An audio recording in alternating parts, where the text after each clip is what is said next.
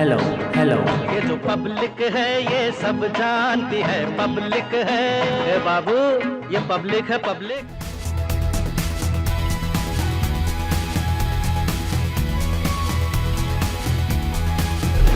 इस वक्त हम झांसी की मऊरानीपुर विधानसभा सीट पर मौजूद हैं। ये जो तहसील आप देख रहे हैं ये जिले की नहीं बल्कि प्रदेश की सबसे बड़ी तहसील है। ये विधानसभा सीट बेहद खास है।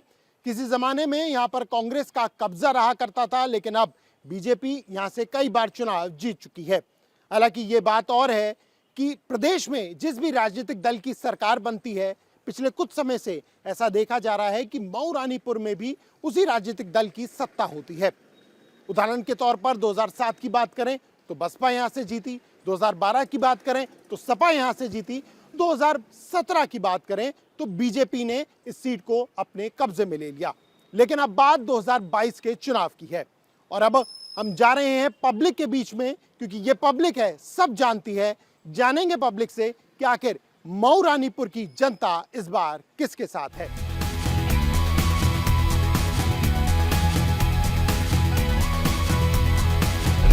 तो इस वक्त हम आ चुके हैं मऊरानीपुर विधानसभा में। हमारे पीछे सुखनई नदी बह रही है और ऐसे कई जमीनी मुद्दे हैं उन्हें जानने के लिए कि आखिर इस बार विधानसभा चुनाव किन मुद्दों पे लड़ा जा रहा है। खास तौर से अगर हम इस विधानसभा की बात करें, सबसे पहले आपसे शुरुआत करेंगे। क्या नाम है आपका? दीपक मोदी। दीपक जी, क्या मुद्दे हैं अगर मऊरानीपुर विधानसभा की बात करें तो आप लोग के क्या मुद्दे हैं इस बार? पिछले जो 5 साल में शासन द्वारा बहुत ही विकास कार्य कराया गया, लेकिन स्थानीय विधायक की उदासीनता के कारण वो मानस पटल पर नहीं उतर पाया। अगर वो मानस पटल पर उतर जाता तो आज मऊरानीपुर का विकास बहुत दूर दूर तक देखा जाता। आपका कहना है सरकार ने अच्छा काम किया, विधायक ने काम उतना नहीं करा? बिल्कुल बिल्कुल सर। और कानून व्यवस्था जो पिछली सरकार ने दी है, व्यापारियों में सुरक्षा का भाव आया है, वो एक स्मरणीय विषय है। यानी ज्यादा सुरक्षित महसूस व्यापारी कर रहा है? बिल्कुल सर। सुरक्षा क्या बड़ी है इस सरकार में? सुरक्षा बहुत ही सुरक्षित हैं लोग। हाँ, पहले क्या माहौल था? पहला तो ये था कि अगर घर से बाहर निकलो तो जान सुरक्षित नहीं थी लोगों की। और आज राम राज है, पूरे राम राज्य राम राज आ गया। योगी जी ने कहा उन्होंने अवैध बूचड़ खाने बंद कर दिए, क्या इसका फर्क पड़ेगा चुनाव? बहुत बड़ा फर्क है, क्यों नहीं? इस मुद्दे का फर्क पड़ेगा? बिल्कुल पड़ेगा। लेकिन मऊरानीपुर जिला भी एक मुद्दा है जो यहाँ का कोई भी विधायक अभी तक पूरा नहीं कर पाया है। अब देखने वाली बात यह होगी कब तक ये मुद्दा जिला कब तक बनता है। जिला का मुद्दा तो कई वर्षों से चल रहा है, हर बार जनता यही मांग करती है कि मऊरानीपुर को जिला घोषित किया जाए। हम लोग भी मऊरानीपुर के जिले के समर्थक हैं, ऐसा नहीं है, लेकिन कुछ सरकारी कुछ गतिविधियां होती हैं, उनका भी हमें स्मरण रखना जरूरी है। एक्चुअली में बीच में क्या रहा, कोरोना काल भी रहा, जिस समय हमारा संघर्ष प्रारंभ रहा तो कोरोना भी चलता रहा, तो इससे बढ़कर भी कुछ मुद्दे थे जिले से बढ़कर भी, तो उन पर सरकार का ज़्यादा ध्यान आकर्षित रहा। गुंडागिर्दी में बहुत आराम मिल गया है। हमें तो ये पता है कि भारतीय जनता पार्टी एक वॉशिंग मशीन बन चुकी है। अभी हाल ही में कुछ जानकारी लगी है कि मऊरानीपुर में कई हत्याएं करने वाले व्यक्ति, मासूम हत्याएं, लूट डकैती, कोई बचा नहीं उनके सामने।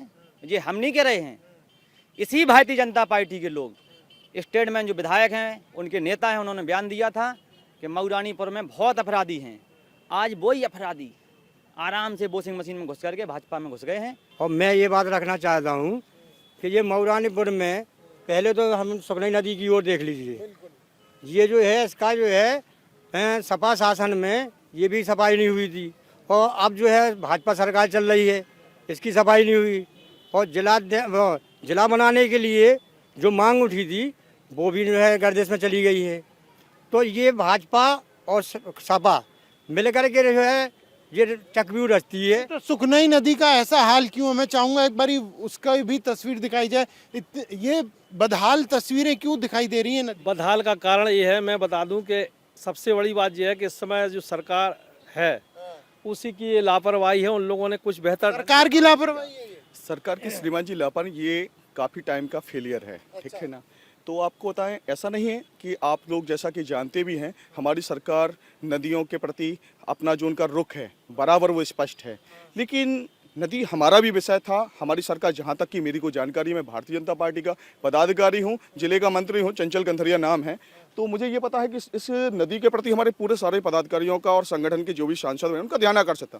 बीच में कोरोना जैसी विभीषिका आकर्षित था लेकिन काम नहीं हो पाया। अच्छा, ये मुद्दा है सुखनई नदी का आप लोगों के लिए? सुखनई के लिए तो हम का पूरा नगर ने, चाहे वो किसी दल का हो चाहे किसी संगठन का हो, सभी ने इस सुखनई को स्वच्छ सुंदर बनाने के लिए काफी समय से मांग चल रही है।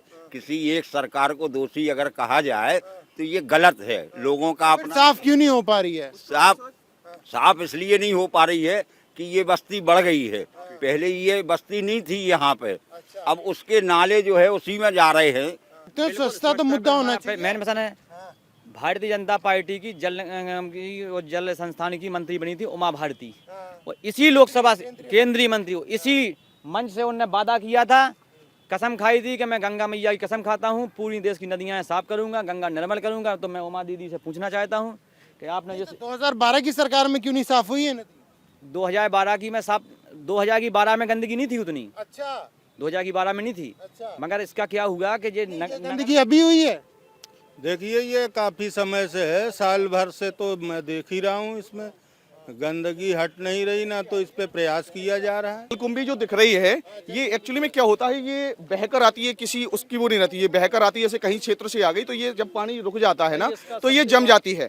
और आपको तो स्वच्छता की बात करें तो प्रत्यक्ष उदाहरण आपके सामने शौचालय है। पहले क्या स्थिति होती थी और आज उसकी प्रत्यक्ष नजीर है कि लोग खुले में शौच नहीं जा रहे, उसमें जा रहे। ये हम लोग स्वच्छता, स्वास्थ्य सुविधाएं तो बहुत खराब स्थिति में है। मऊरानीपुर का जो स्वास्थ्य केंद्र है वो रेफर सेंटर के नाम से मशहूर हो रहा है। Refer centre. आपको थोड़ी सी भी तकलीफ हो, गंभीर हालत में तो जो आता है उसका तो भगवान ही मालिक है।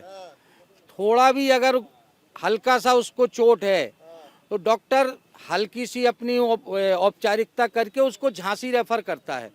और अधिकांशतः हमें लगता है, आप रजिस्टर में देख लीजिए, 99% लोग झांसी रेफर हो जाते हैं। ये जो बात बता रहे हैं भाई साहब, ये क्या हकीकत है या गलत है? ये बात हकीकत है, क्योंकि झांसी जिले का सबसे बड़ा तहसील मऊरानीपुर है और यहाँ सबसे ज्यादा मध्य प्रदेश का बॉर्डर लगा हुआ है। स्वास्थ्य के मामले में 20 बार मुद्दा उठा है, और चूंकि यहाँ एक भी पूरे जिले के अंदर छोटे छोटे हॉस्पिटलों में तो वो बन गए हैं ऑक्सीजन प्लांट, लेकिन मऊरानीपुर इतनी बड़ी तहसील है, यहाँ पे के जो भी जनप्रतिनिधि हैं उदासीन स्वास्थ्य के प्रति। यहाँ कम से कम 50-60 किलोमीटर दूर से यहाँ आदमी स्वास्थ्य केंद्र में आता है, और जो अभी हमारे मिश्रा जी ने कहा है कि वह रेफर सेंटर है, और 20 बार कोरोना काल में भी आपको बताएं स्वास्थ्य केंद्र में एक भी सुविधा नहीं है। एक नहीं थी क्या? ये बात ठीक कह रहे हैं, रेफर सेंटर बन गया स्वास्थ्य केंद्र? देखिए, ये तो कई सालों से रेफर केंद्र बना है और मुझे उम्मीद भी नहीं है। अस्पताल को रेफर केंद्र बना दिया? रेफर केंद्र बना दिया है। वो जब रिफर करते हैं कि रास्ते में मरीज दम तोड़ देता है, यहाँ कोई व्यवस्था। लोग कभी जनप्रतिनिधि को बोलते नहीं कि स्थिति को सुधारा जाए? बोलते हैं, लेकिन कोई सुनता हो जब तो है। सबको अपने अपने कमाई में लगे हैं। विकास और स्वास्थ्य और सफाई से किसी को कोई लेना देना नहीं। ऑक्सीजन प्लांट यहाँ से 6 किलोमीटर डिस्टेंस पर टाउन एरिया है रानीपुर, 6 किलोमीटर यहाँ नदी किनारे से चले जाएं, वहाँ पर ऑक्सीजन। मऊरानीपुर आता है आदमी 6 किलोमीटर तक अगर ऑक्सीजन लेने जाएगा तो वहीं मर जाएगा। प्रॉपर, मेरी बात, जहाँ प्रॉपर जगह उपलब्ध होगी रानीपुर में, ज्यादा डिस्टेंस नहीं है यहाँ से ले जाने लाने में। ये 60 किलोमीटर दूर तो नहीं है, मात्र 6 किलोमीटर। आप खुद जाकर देख ले, 6 किलोमीटर में आदमी दम तोड़ देता है अगर ऑक्सीजन नहीं मिलता है तो 6 किलोमीटर। एक सवाल बेरोजगारी को लेकर है कि बेरोजगारी को लेकर लगातार विपक्ष सवाल उठा रहा है, तो इस पे क्या कहना चाहिए? आदरणीय भाई साहब, आप पूर्ववर्ती सरकार, समाजवादी पार्टी सरकार रही, बहुजन समाज पार्टी सरकार रही, आप उनका ऑन पेपर, आप तो चूंकि आज इंटरनेट मौखिक बातों का नहीं रह गया है, आप उन पर देख लीजिए उन्होंने कितनी सरकार, उन दोनों सरकारों का टोटल जोड़ ले, हम 2 गुनी सरकार, हमारी सरकार ने नौकरियां दी हैं। हम स्वास्थ्य सुविधाओं के बारे में एक चीज कहना चाहते हैं। आप देखिए, मोदी सरकार हो या योगी सरकार हो या सपा सरकार हो, कोई भी सरकारें हो, पिछले 20 वर्ष पूर्व यहाँ मऊरानीपुर प्राथमिक स्वास्थ्य केंद्र में डॉक्टरों की संख्या 14 होती थी, जिसमें हड्डी रोग विशेषज्ञ था, दांत रोग विशेषज्ञ था। आज के संख्या में, आज के समय में, हाँ, आज के समय में कम से कम 100-150 गांव तो यहाँ मौलानीपुर तहसील के साथ में मध्य प्रदेश से जुड़ा हुआ एरिया है, उसके कई गांव पूरे डिपेंड हैं मौलानीपुर स्वास्थ्य केंद्र में। वो रेफर केंद्र हाँ, और वहाँ आज की डेट में डॉक्टरों की संख्या है 6, 20 वर्ष पूर्व 14, आज के समय में 6।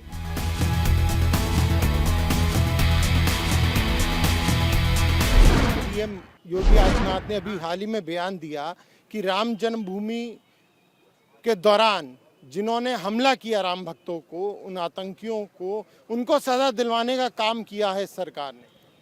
कहाँ किया है? कहीं नहीं किया है। अपराधी, सारे अपराधी चढ़ गए हैं फूल के ऊपर पूरे उत्तर प्रदेश में, हम बताएं तो गली गली में। और हमारे निर्दोष व्यापारी, जैसे कानपुर के व्यापारी बिजनेस करने का, कहाँ गोरखपुर, हत्या हो जाती है। कुछ दिनों पहले कमलेश तिवारी भारतीय जनता पार्टी के नेता थे, उनकी हत्या किसकी सरकार में हो गई? उन्हीं की सरकार में हो गई। दोष किसको दे दिया? मुसलमानों ने मारा गुजरात के। और मारा किसने है? उनकी माँ रोते रोते उनकी आंखें सूज गईं कि मेरे कमलेश तिवारी को योगी के गुंडों ने मारा है, मगर आज तक किसी ने जवाब नहीं दिया, ना मीडिया ने, ना कोई जवाब देता। इन मुद्दों पे क्या कहना चाहेंगे जो विपक्ष लगातार ये उठा रहा है कि व्यापारियों के साथ जो पिछले कुछ दिनों में जो मामले सामने आए हैं, यो अभी तक केस पेंडिंग भी चल रहे हैं? हम आपको बताएं कि कोई भी किसी भी व्यापारी का कोई हमारी सरकार में 5 साल में कोई उत्पीड़न नहीं हुआ है, और हुआ हो तो वो बताए कि हमको ये हमारा उत्पीड़न हुआ है। व्यापारी खुश हैं? बिल्कुल पूरी तरह खुश हैं, हम भी व्यापारी हैं, खुश हैं। आपको बताएं, पहले तो लोग एप्लीकेशन देने के लिए नहीं जा पाते थे। वर्तमान स्थिति में अगर अपराध होता है तो अपराधी के साथ जो व्यवहार होना चाहिए वो व्यवहार होता है, और पीड़ित के साथ जो न्याय होना चाहिए वो न्याय होता है। पहले सुनवाई नहीं होती थी, कह रहे पहले सुनवाई नहीं होती थी। कब? पहले कह रहे सुनवाई नहीं होती। पहले सुनवाई होती थी, सुनवाई पहले होती थी, और जितना विकास है यहाँ पे वो माननीय राष्ट्रीय अध्यक्ष अखिलेश यादव की सरकार का विकास है, ठीक है नहीं? और ये तो सब कहने वाली बातें हैं, पहले कहाँ सुनवाई नहीं होती थी? कह रहे हैं ना 100 नंबर पुलिस सुनवाई नहीं करती थी। नहीं, अखिलेश सरकार में ही 100 नंबर चली है, ठीक है नहीं? और उन्हीं ने चलाई है, और पहले भी सुनवाई होती थी, आज सुनवाई बिल्कुल नहीं हो रही। सुनवाई हो रही है चाचा? बिल्कुल सुनवाई हो रही है। जो विपक्ष के लोग कह रहे हैं कि ये मेला ग्राउंड, ये आज भी राजस्व परिषद की जमीन है, ये किसी की व्यक्तिगत जमीन नहीं है। उन्होंने कहा सपा सरकार में काम हुआ। अरे कुछ नहीं, काय का सरकार का, ये लेवलिंग केवल डीएम ने कराई थी। उस समय के तत्कालीन जो विधायक जी थे, उन्होंने उनके कहने पर, विधायक जी किस पार्टी के थे? वो समाजवादी पार्टी के थे, इसलिए दबाव बस डीएम ने ये इसको प्लान करवा दिया था, और कुछ नहीं। किसी को विकास सपा सरकार में ज्यादा हुआ है, बीजेपी सरकार में ज्यादा हुआ? विकास तो ऐसा है कि आज की स्थिति ये है कि पूरे हिंदुस्तान में उद्योगपतियों का कब्जा हो गया, और गिने चुने उद्योगपति देश में शासन कर रहे हैं, वही चला रहे हैं देश को, और बीजेपी के नेताओं को वही डील कर रहे हैं। आप बता दीजिए विकास कब हुआ है? पहले ज्यादा हुआ था, अब ज्यादा हुआ है? अरे बीएसपी के टाइम पे जो विकास हुआ है वो किसी ने नहीं किया है। आप देख लीजिए, मैं जो का नाम जो सरकारी अस्पताल बना है वो बहन जी की देन है। और वो कह रहे हैं वो तो रेफर सेंटर बन गया। हाँ, रेफर सेंटर जरूर बन गया, जो तो आने वाली सरकारों में हुआ है ये सब। जैसे सपा सरकार आई, उन्होंने रेफर सेंटर कर दिया, भाजपा आई, उन्होंने रेफर सेंटर कर दिया। तो ये आप जो खाते वो तो खा रहे हैं पैसे। अगर तुम्हारे पास पैसा है दो, तुम्हारा यही इलाज हो रहा है। बीएसपी चले जाओ। कहीं दिख रही है इस बार मैदान में? मैदान में दौड़ रही है, दौड़ रही है। हाँ बिल्कुल, हाथी दौड़ रहा है। अरे गांव में देखिए आप, शहर में थोड़ी हम दौड़ाते। नहीं दौड़ रहा, साइकिल चल रही है। हाथी वालों का सौदा हो चुका है। किससे सौदा हो गया? बीजेपी वालों से। अगर सौदा हो गया आपका? जे उड़ाई बातें हैं, जे उड़ाई बातें हैं। आप मुस्कुरा रहे हो, आप मुस्कुरा रहे हो। मेरे बात सुन लीजिए, जो आज सपा में कह रहे हैं, अपने आप को सपा कह रहे, वो भी बीएसपी के ही थे। अच्छा, बीएसपी के ही थे, अब आप भी आ गए वॉशिंग मशीन के जरिए। नहीं, वो मिशनरी नेता हैं, तिलक चंद नेहरवार, पूर्व एमएलसी। उन्होंने देखा कि बहन जी, अगर आप बता दो, आपके कहीं चैनल में आप बता दो, कोई भी बता दे यहाँ पर, कि बहन जी ने पूरी इस पंचवैसी के लिए, विधानसभा के लिए एक रैली करी हो। एक रैली दिखाई नहीं दे रही क्या? हर कोई ये कहता है रैली नहीं हो रही है, रैली नहीं हो रही है। ऐसा है ना, हम घर बैठ के अपना काम कर रहे हैं, हमें कहीं जाने की जरूरत नहीं है। साइलेंट वोटर हो हम।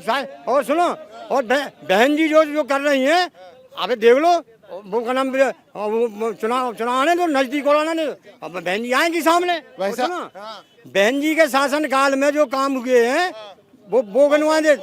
मऊरानीपुर क्या पूरे बुंदेलखंड में प्रदेश में 1,08,000 नौकरियां जो है सफाई कर्मी की बहन जी की देन है जी। ठीक है, हैं? और ऐसे कार्य बहुत से हैं। और सुनो भी बात कर लेते हैं, उनसे भी पूछ लेते हैं। क्या क्या क्या नाम है आपका? राजनारायण श्रीवास नाम है मेरा। ये बताइए, हम मऊरानीपुर के बारे में बात कर रहे हैं, क्या पिछले 5 साल में कुछ कार्य हुए हैं?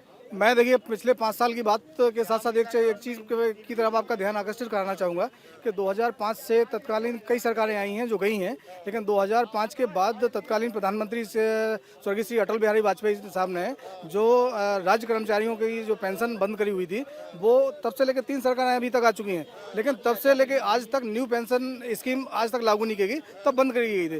जो पेंशन को लेकर अखिलेश यादव ने ऐलान किया है कि पेंशन बढ़ाई जाएगी, दी जाएगी, बिजली मुफ्त की जाएगी, रोजगार दिया जाएगा, कई सारे जो ऐलान किए जा रहे हैं, उसे जनता किस तरह से देखती है? किसी व्यक्तिगत पार्टी के किसी भी नेता का नाम नहीं लूंगा। मेन चीज़ ये है कि तमाम चीज़ें लॉलीपॉप की तरह भी साबित होती हैं कि आज मैं बोल दिया, इसके बाद फ्री की चीज़ों से तो नुकसान है, लेकिन हमारा वोट तो वहीं जाएगा जो हमको पेंशन देगा।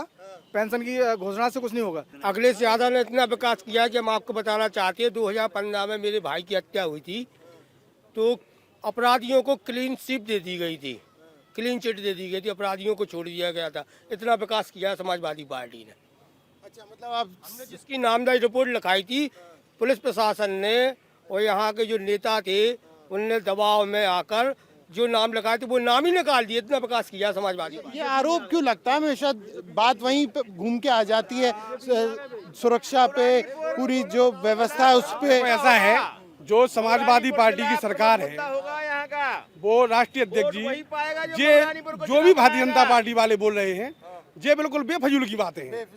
ठीक है, बिल्कुल टोटल बेफजूल की आपको बातें। लगता है कि कानून व्यवस्था पहले बेहतर थी, अब बेहतर हुई है, इसमें क्या कहना चाहेंगे? कानून व्यवस्था किसी भी सरकार में अच्छी नहीं हुई है। तीसरे मोर्चे की सरकार बनेगी, उसमें हम लोग सहयोग करेंगे। और ना भारतीय जनता पार्टी की सरकार में महंगाई है, बेरोजगारी है। और रही समाजवादी पार्टी की बात, तो ये तो गुंडों की पार्टी है। अच्छा, ये गुंडों की पार्टी है। ये खाली प्लाट समाजवादी पार्टी का है। सरकार बनने पर किसी व्यक्ति का नहीं रहता। जनता किसके साथ जा रही है? जनता भी सोचेगी, समय भी है, काफी है भैया। हम लोग सोच रहे हैं तीसरे मोर्चे में हम लोग जाएंगे, मऊरानीपुर इसी के साथ। ओवैसी बाबू सिंह कुशवाहा के साथ जाएंगे हम लोग। अच्छा जी, ओवैसी पे आरोप, विपक्ष आरोप लगाता है बीजेपी की बी पार्टी है। और बीजेपी की भी पार्टी है। बीजेपी वालों के तो रिश्ते ओवैसी से भी पहले हो गए हैं, तो ये तो एक दूसरे पे आरोप लगाए जाते हैं। और ये तो समाजवादी पार्टी के लोग भी फजूल के आरोप लगाते रहते हैं, उनसे कोई फर्क नहीं पड़ता है। महंगाई से फर्क पड़ता है? महंगाई से फर्क पड़ता है, लेकिन मऊरानीपुर तहसील का प्रमुख मुद्दा होगा मऊरानीपुर का जिला। यहाँ के सारे जनमानस, तो आपने बताया ना, हर कोई वादा करके चला जाता है, तो इस बार भी वादा हो जाएगा? वादा नहीं चलेगा इस बार, क्योंकि वोटर का कहना है कि भाई अगर मऊरानीपुर को जिला नहीं बनाएंगे तो आने वाली सत्ताओं को वोट नहीं, कोई भी प्रत्याशी को वोट नहीं दिया जाएगा उनको। जिला कोई मुद्दा है? जिला का प्राथमिक मुद्दा है। जो भी पार्टी कहेगी हम जिला बनाएंगे, हो सकता है उसमें लोग ज्यादा जुड़े। भाई जिला जरूरी है मऊरानीपुर को बना। एशिया की विकास तभी होगा। विकास तभी होगा। एशिया की सबसे बड़ी तहसील मऊरानीपुर है। क्या लगता है जिला बन के ही विकास होगा? जिले की मांग आज से नहीं, मऊरानीपुर में जब बसपा का शासन था तब उस समय भगवती सागर विधायक थे, उस समय उन्होंने प्रयास किया था लोगों की जन भावनाओं को देखते हुए, विधानसभा में उसका प्रस्ताव भी पारित हुआ था। उसकी बसपा के विधायक की बात कर रहे हैं? हाँ, उस समय उनका सहयोग रहा, लेकिन पता नहीं क्या कारण रहा कि वो स्थिति जस की तस फिर। दोनों से पूछ लेता हूँ, सपा के उसके बाद विधायक बने, क्यों नहीं बन पाया? समाजवादी पार्टी के विधायक मऊरानीपुर से बनी, मगर मुझे ये पता नहीं था कि जो अंदर से कितने मिले हुए हैं। अच्छा, अंदर से नहीं थी। समाजवादी पार्टी से काम कर रहे, शाम के खाना खा रहे भारतीय जनता पार्टी के काम। जिला क्यों नहीं बन पाया? जिला भारतीय जनता पार्टी का जो विधायक हमारा था समाजवादी पार्टी में, वो भारतीय जनता पार्टी के वो कैप्चर हो चुका था, विधायक हो चुका था। और अब मौजूदा समय में विधायक जी क्यों नहीं करवाना? चाहता हूँ, जिस समय आपको बता दें व्यक्ति का 2-3 पड़ाव होते जीवन के, आपको बता दें। व्यक्ति को जिस बार भगवान राम से प्रेम हो जाए, जिस समय व्यक्ति को इस भारत भूमि से प्रेम हो जाए, भारत माता से प्रेम हो जाए, इस मातृभूमि से प्रेम हो जाए, तो उस दिन केवल व्यक्ति ढूंढता है कि हम कहाँ जाएं। उसे एक ही रास्ता नजर आता है, वो है भारतीय जनता पार्टी। उसका प्रत्यक्ष उदाहरण रश्मि आर्य पप्पू सेठ हैं। तो बात जिले की हो रही थी, ये भगवान राम पे ले गए। भाई साहब ने ऐसा है, हेलो, ऐसा है कि सबसे आपको बात बता दें, समाजवादी पार्टी से जो आज हमारे नेताजी तिलक चंद अहरवार जी आ रहे हैं, उनसे बेहतर प्रत्याशी इस विधानसभा में है ही नहीं। योग्य, शिक्षित और निश्चित है क्षेत्र का विकास करने में। जिले का मुद्दा सुलझ पाएगा इस बार? लगता है इतनी बार से वादे हो रहे हैं। जनता पार्टी ऐसा है कि प्रयास जो है इसका है, उसमें जो क्राइटेरिया है उसको जो है देखा जा रहा है। तो अगर होगा तो सरकार बनने के बाद, अगर सरकार चाहेगी तो बिल्कुल बनेगा। आखिरी सवाल, आपको क्या लग रहा है इस बारी 2022 में आखिर किसकी सरकार बन रही है? पहले यहाँ से शुरुआत कर लेता हूँ। मैं बहुजन समाज पार्टी की सरकार बनेगी, कंफर्म है? बिल्कुल। क्योंकि उन्होंने, बहन जी ने बहुत अच्छे काम किए हैं। जो आरोप लगा रहे बीजेपी से मिल चुके हैं, जे प्रतिद्वंदी हैं, जे जो है विपक्ष लोग हैं, ये आरोप पे आरोप लगाते हैं। किसकी सरकार? सरकार बनेगी अखिलेश यादव की। अपराधी जाएंगे गंगाजू, संगम में जाएंगे अपराधी, संगम में। किसकी सरकार बनेगी? भारतीय सरकार बनेगी। भारतीय जनता पार्टी की पूर्ण बहुमत की सरकार बनेगी। हम लोग योगी जी को सिंहासन पर बैठा लेंगे। प्रदेश में जो सुशासन है, प्रदेश में जो हमें सुशासन मिला, प्रदेश में जो सुशासन मिला, अंत्योदय समाज की अंतिम पंक्ति में। तौर पर मऊ रानीपुर के कई सारे मुद्दे हैं जो जनता जिन्हें लगातार उठा रही है। देखने वाली बात यही होगी कि 2022 के रण में आखिर इस विधानसभा सीट से कौन जीत हासिल करता है। कैमरा पर्सन अनिल मिश्रा के साथ प्रणय शर्मा, इंडिया टीवी।